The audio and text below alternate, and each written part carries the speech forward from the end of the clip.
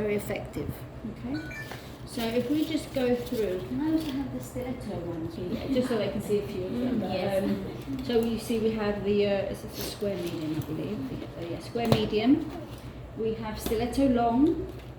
We have coffin long. We have stiletto medium. We have round, short, round, medium. So we have something for everyone. Okay. This was these. If somebody, so just to show you how they look and how they work. Okay, so if I just take a large size out. So you will see by looking at the tip, the shape is already there, which means the structure is already there. If there's something you don't understand, just tell me to shush and I'll explain it again. Alright, so to make it focus, because when you make it big, yeah, the highest part. This is what gives the nail the strength. Yeah, so that it doesn't break. You've got your strength here. Then you've got your tip of the nail, and you can see that it's got a nice C curve. This is called the C curve.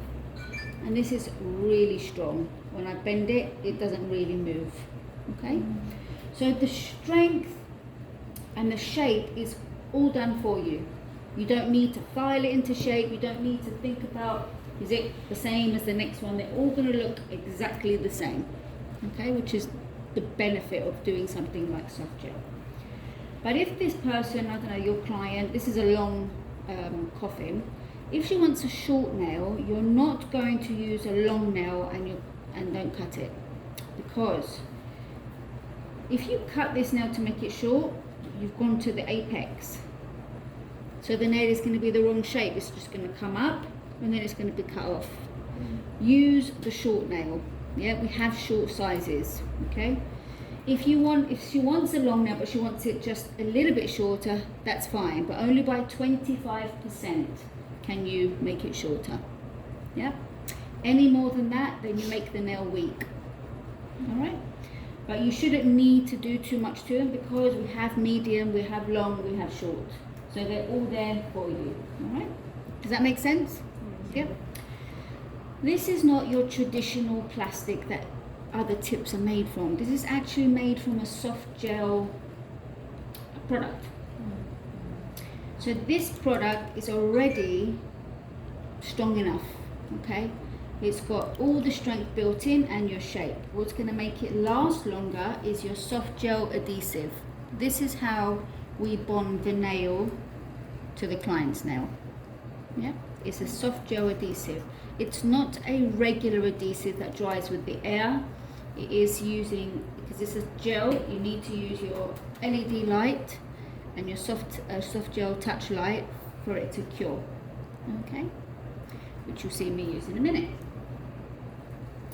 The sizes come 00 to 9, so we have 10 sizes, so that we get a good range of shapes for all nail types. I'm going to close that because I've...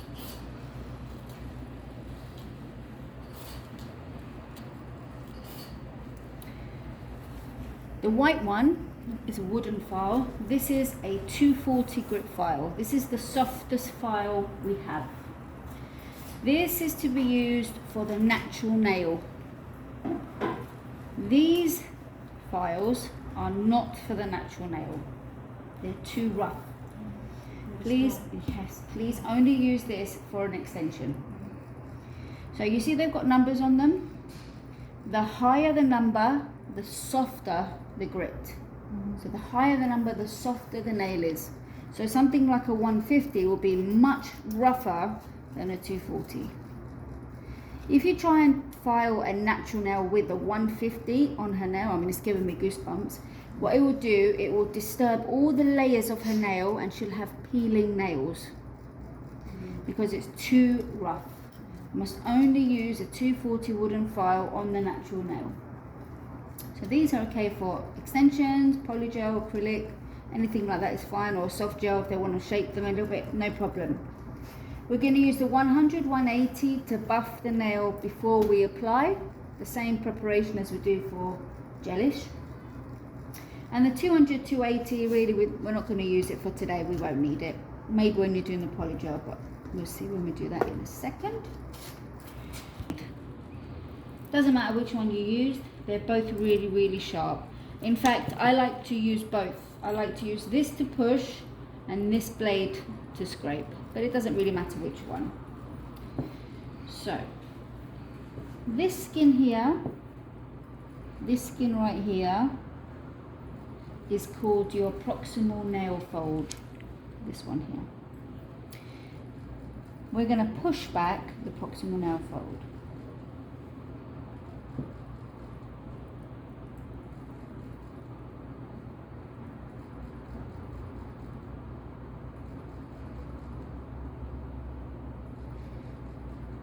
Once we've pushed it back, I'm just being a bit gentle because her skin is a little bit tight.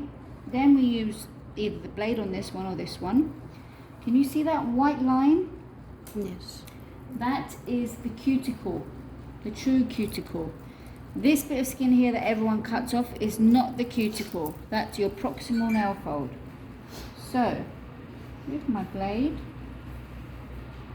can you see all that white coming off? This white skin that's coming off is cuticle. This dead skin that sits on the nail plate. Now what happens if I don't remove this skin? Does anyone know? The extension will left. Exactly, because any product that you put on skin will not stick. Yeah. It will come off. Okay? So that's the first thing. This is why preparation is really important. Number two, let's say I wasn't going to do an extension, I was going to do a gel polish.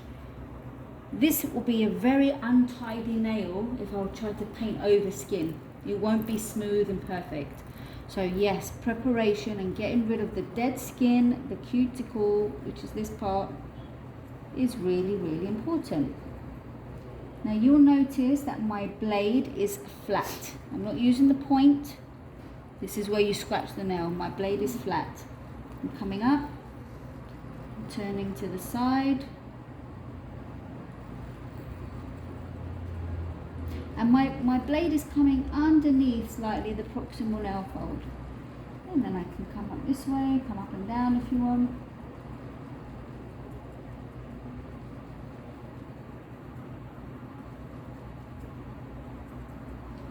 And making sure all that dead skin is off. At this point, I'm going to use my nail brush to take off all that cuticle. Now I can see better what's left. Already it looks so much neater, isn't it? The cuticle line is so much neater. So now if there's anything hanging and it doesn't come off with your blade, this you can remove with your cuticle nipple. So I've got two little bits of hanging skin there.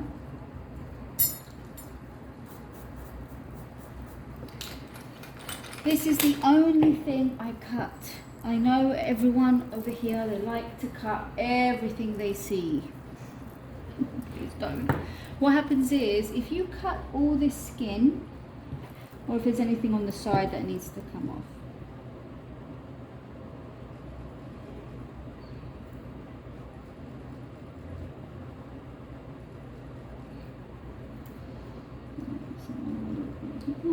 take that off.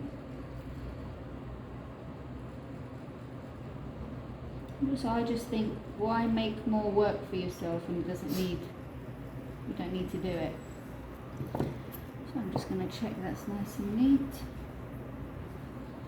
Do any of the above. You don't need to soak, you don't need to use removers, because if you put them in water to soften them, your nail is 10 times more absorbent than your skin. So you see, if you're in the bath or you're in the sea, you will see your nails go see-through, they go clear. This is yes, because they absorb all the water. So later on, when the water is evaporated, the product will easily come off. So no water, no oils, you don't need it. As long as you have good tools, that's all you need to do. And that makes my life very, very simple. So now we're just going to shape the nail.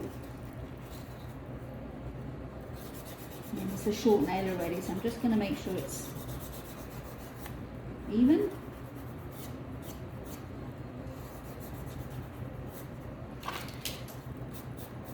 And then I'm going to use my 180 buffer, and I'm going to use my 100 side, and very carefully I'm just going to take the shine away. Yeah, and if you see now that before I buff it, can you see the difference between this part and this part? Can everyone see the color difference? Yes. Yeah. White The and pink. cuticle was all the way down here. Yeah. So we've just made all that space available now to give her a much nicer nail bed. Okay. So, buffer. Please, I do not want to see people going like this. Too much scratch. Please don't. Because as soon as you start buffing like this, you've already damaged the nail. Yeah? All you're trying to do is take the shine away. So, I hold it like a spoon. I do one side. That's it. And then like a knife. That's all the buffing I'm going to do. You don't need to damage the nail before you start, because what's going to happen is your clients are going to come, they're going to take them off, and they're going to say, oh my god, they've damaged my nails, and you're going to lose your clients. Because too much popping and too much scratch. Yes, and you don't need to. You just need to make scratches. That's it. It's just like if I'm painting something, I don't know, a door or something wooden. Yeah. If it's smooth and shiny and I paint it, it's going to peel off. But if I scratch it or sand it, it's going to stick. And it's exactly the same thing with nails. But you don't need to cause damage to the nail. Any questions so far? Does that make sense? Yes. Cool. Next step, we can use our surface cleanser, nail surface cleanser, with our wipe.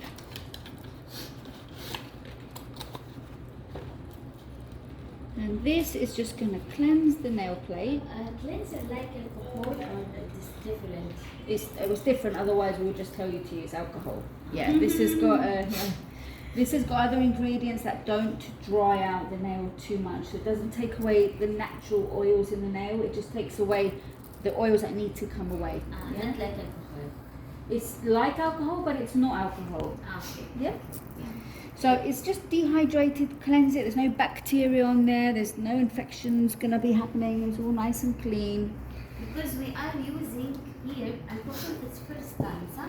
No, Really? it's depend the product. Bravo. Bravo, bravo. Yeah. We like to hear this. I Good think news. Layla it's alcohol, huh?